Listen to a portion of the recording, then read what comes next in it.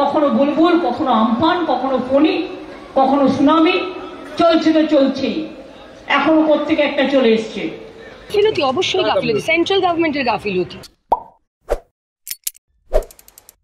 নমস্কার বন্ধুরা, আপনারা দেখছেন পারফেক্ট পলিটিক্স, সাদা বাংলায় রাজনীতির কথা। বন্ধুরা, আপনারা জানেন যে ঝড় জল থেমে গেল, রেমাল শেষ পর্যন্ত চলে গেল। কিন্তু এই ঝড় জলের ফলে এই যে শেষ দফার ভোট, অর্থাৎ সপ্তম দফার ভোট, সেই সপ্তম দফার ভোটের রাজ্য রাজনীতির পারদ কিন্তু চড়ে গেল। পারদ কিন্তু বেশ খানিকটা গরম হয়ে গেল। আর সেই পারদ গরমের জন্য জ্বালানি, মানে বাস হিসেবে জ্বালানি যারা দিলেন, সেটা হচ্ছে সেই শাসক দল তৃণমূলী। শাসক দলের নেতারা বাঁশ হাতে নিয়ে এমন জ্বালানি শুভেন্দু অধিকারীকে দিলেন যে শুভেন্দু অধিকারী সেই বাঁশকে জ্বালানি হিসেবে ব্যবহার করে তৃণমূলের বিরুদ্ধে রাজনীতি গরম করে দিলেন। আর সেই গরমের ফলে এখন যেটা দেখা যাচ্ছে যে এই যে ঘূর্ণিঝড় রেমাল, সেটা বুঝি না আসলেই শাসক দলের ভালো হতো। অন্তত তৃণমূল নেত্রী তাই মনে করছেন যে এই যে ফণী, তারপরে আমফান, সুনামি, রেমাল, এই সব ঘূর্ণিঝড় প্রত্যেক বছর এসে এসে না বাংলাকে বড়ই বিপর্যস্ত করে। বাংলাকে তো বিপর্যস্ত করেই, কিন্তু তার সঙ্গে শাসক দল তৃণমূলকেও বড় লজ্জায় ফেলে দেয়। আর সেই বেইজ্জতিটাই যেন এবার এই যে রেমাল, সেই রেমালের যে ঝড়জলে বুঝে যাওয়া দমদমের যে ড্রেন, সেই ড্রেন বাঁশ দিয়ে খুঁচিয়ে সৌগত রায়ের মতো প্রবীণ নেতা, তৃণমূলের প্রবীণ নেতা, বয়স্ক নেতা, যেটা দেখিয়ে দিলেন যে তৃণমূলের কিন্তু এখনো কলকাতাকে বাঁশ দিয়ে খোঁচানোর দরকার আছে। আর এই যে বাঁশ দিয়ে খোঁচানো, এটাকেই কিন্তু হাতিয়ার করে শুভেন্দু অধিকারী একেবারে ঠিক জায়গাটাতে আঘাতটা করলেন যে দেখুন, তৃণমূলের প্রবীণ সাংসদ, প্রবীণ নেতা, যিনি কিনা 15 বছর ধরে সাংসদ, 15 বছর ধরে পৌরসভায় রয়েছেন, যার সরকার কিনা 13 বছর ধরে এই রাজ্যের ক্ষমতায় রয়েছে, কলকাতার ক্ষমতায় রয়েছে, সেই প্রবীণ সাংসদ নিজে হাঁটতে পারছেন না, 3-4 জন জোয়ান ছোকরা তাকে ধরে নিয়ে সেই হাঁটু জলের মধ্যে দিয়ে হাঁটাচ্ছেন, মাথায় ছাতা ধরে রয়েছেন, কিন্তু সৌগতর হাতেই বাঁশটা ধরিয়ে দিয়েছেন। আর বাঁশটা ধরিয়ে দিয়ে তিনি এদিক ওদিক খোঁচাখুচি করছেন, ড্রেন খুঁজে বেড়াচ্ছেন যে ড্রেনের কোন দিক দিয়ে জলটা বেরোবে। এবং চোখ মুখ কিন্তু সেই কাজে নেই, মন কিন্তু কাজে নেই। চোখ মুখ মন সবটাই রয়েছে তার ছবিটা ঠিকঠাক উঠছে কিনা, তার ভিডিওটা ঠিকঠাক উঠছে কিনা সেদিকের দিকে। আর এক হাতে ধুতি ধরে সৌগত রায়ের এই যে ছবি, এই ছবি নিয়েই কটাক্ষ করতে গিয়ে শুভেন্দু অধিকারী তার যে ফেসবুক পোস্ট, সেই পোস্টে কিন্তু তৃণমূলের বাঁশ খোঁচাটা দিয়ে দিলেন। খোঁচা দিয়ে যেটা জানালেন যে কলকাতার মানুষ তৃণমূলের এই বাঁশটা হয়তো এবার বুঝতে পারছে, এই বাঁশটা এবার দেখতে পারছে। অর্থাৎ শুভেন্দু অধিকারী কি খোঁচাটা দিতে চেয়েছেন নিশ্চয়ই বন্ধুরা আপনারা বুঝতে পারছেন। কিন্তু আসা যাক তৃণমূল নেত্রী মমতা বন্দ্যোপাধ্যায়ের কথায়। এই রেমাল ঘূর্ণিঝড়ের পরেই কিন্তু তৃণমূল নেত্রী যথারীতি তার যে রাজনৈতিক প্রচার, সেই প্রচারে নেমে পড়েছিলেন। শুভেন্দু অধিকারী সোমবার তার সমস্ত রাজনৈতিক কাজকর্ম প্রচার বন্ধ রাখলেও মমতা বন্দ্যোপাধ্যায় কিন্তু ঝড় জলের পরেই একেবারে মঞ্চে উঠে পড়লেন এবং মঞ্চে উঠে রীতিমতো এই যে ঘূর্ণিঝড় আসা, প্রত্যেক বছর পশ্চিমবঙ্গে এভাবে ঘূর্ণিঝড় আসা, সেই ঘূর্ণিঝড় নিয়ে কিন্তু রীতিমতো ক্ষোভ প্রকাশ করলেন, বিরক্তি প্রকাশ করলেন যে প্রত্যেক বছর এইভাবে আমাদের রাজ্যে এই ধরনের ফণী, না হয় সেই আমফান, না হয় সুনামি, না হয় এই রেমাল প্রত্যেক বছরই আসে। কেননা আমাদের রাজ্যটা বঙ্গোপসাগরের কাছে রয়েছে, আর কোনো ভারতের রাজ্যে নাকি এই ধরনের কিছু হয় না, অন্য কোনো রাজ্যে এই ধরনের কিছু হয় না, এটা নাকি শুধুমাত্র পশ্চিমবঙ্গকেই পোহাতে হয়। আর কোত্থেকে ওই রেমালের মতো একটা ঘূর্ণিঝড় এবারেও চলে এসছে। অর্থাৎ মুখ্যমন্ত্রী মমতা বন্দ্যোপাধ্যায়ের এই যে ক্ষোভ প্রকাশ, তাতে অনেকেই যেটা বলছেন যে রাজ্যের মুখ্যমন্ত্রী, তৃণমূল নেত্রী কি বলতে চাইছেন, কি বোঝাতে চাইছেন। মানে পশ্চিমবঙ্গের এটা দুর্ভাগ্য যে বঙ্গোপসাগরের পাশে, নাকি এই যে আমফান, ফণী, রেমাল এসব প্রত্যেক বছর রাজ্যে এসে রাজ্যের উন্নয়নের যে পোলটা খুলে দিচ্ছে, সেটা ধরা পড়ে যাচ্ছেন বলেই, সেটার পর্দাফাশ হয়ে যাচ্ছে বলেই কি মুখ্যমন্ত্রীর ক্ষোভটা এই ঘূর্ণিঝড়গুলোর উপর আছড়ে পড়ছে? আরে বঙ্গোপসাগরের পাশে পশ্চিমবঙ্গে যেমন ঘূর্ণিঝড় আসে, ঠিক একইভাবে অন্ধ্রপ্রদেশ, ওড়িশা, ওইদিকে গুজরাট আরও সাগরের পাশে রয়েছে গুজরাট, এমনকি মাঝে মধ্যে মুম্বাইও তো ঝড় আসে। তা বলে শুধুমাত্র পশ্চিমবঙ্গেই নাকি প্রত্যেক বছর ঝড় আসে আর প্রত্যেক বছর ঝড়ের ফলে মানুষের কাঁচা ঘর ভেঙে পড়ে যায়, এটা কি শুধু পশ্চিমবঙ্গের জন্যই হচ্ছে?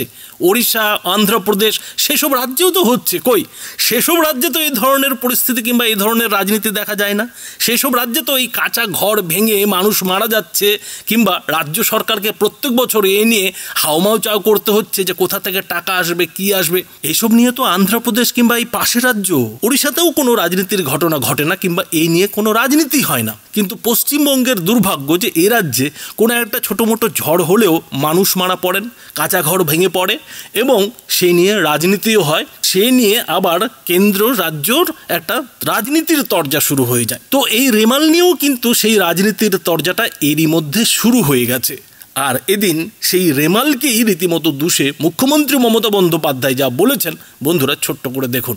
আমিও আপনাদের কথা দিচ্ছি, আপনারা পুরো সহযোগিতা করব আপনাদের চিন্তা করবার কারণ নেই। আমি জানি আপনারা দুশ্চিন্তায় আছেন, আমি জানি আপনারা চিন্তায় আছেন, কিন্তু মনে রাখবেন বাংলায় প্রতি বছর আমাদের এটা ফেস করতে হয়, কারণ বাংলা হচ্ছে নদী মাতৃকা দেশ। অন্য রাজ্যে এই ঝড় জল সাইক্লোন ফেস করতে হয় না।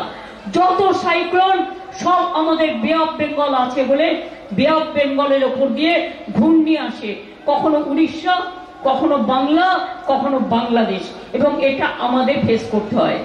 তাই প্রতি বছর কখনো বুলবুল, কখনো আমফান, কখনো ফণি, কখনো সুনামি চলছে, তো চলছেই। এখনো প্রত্যেকে একটা চলে এসছে। একদিকে ইলেকশন চলছে, ইলেকশনের মিটিংও লোকে প্রচার করতে পারছে না, অন্যদিকে মানুষের দুর্যোগ চলছে। বন্ধুরা বুঝতেই পারছেন যে মুখ্যমন্ত্রী মমতা বন্দ্যোপাধ্যায় এই যে বঙ্গোপসাগরের পাশে পশ্চিমবঙ্গের অবস্থান, সেটা নিয়ে কিছুটা বিরক্ত, সেটা নিয়ে কিছুটা তিনি অখুশি যে এই পশ্চিমবঙ্গটা একটু অন্য জায়গায় হলেই ভালো হতো। অর্থাৎ তিনি যেমন পশ্চিমবঙ্গের নাম পরিবর্তন করে বাংলা করলে বেশ খুশি হতেন, ঠিক তেমনই তার যদি ক্ষমতা চলতো, তার যদি ক্ষমতা থাকতো, তাহলে হয়তো তিনি পশ্চিমবঙ্গটাকেও বঙ্গোপসাগর থেকে সরিয়ে অন্যদিকে নিয়ে চলে যাওয়ার চেষ্টা করতেন। সেরকমই কিন্তু একটা ক্ষোভ, একটা হতাশা মুখ্যমন্ত্রী মমতা বন্দ্যোপাধ্যায়ের মুখ দিয়ে বেরিয়ে গেছে। এখন কথা হচ্ছে যে মুখ্যমন্ত্রী এদিন নিজেই তার ভাষণে স্বীকার করলেন যে কাঁচা ঘর ভেঙে গেছে। এখন এখানেই যেটা প্রশ্ন উঠছে যে পশ্চিমবঙ্গের এত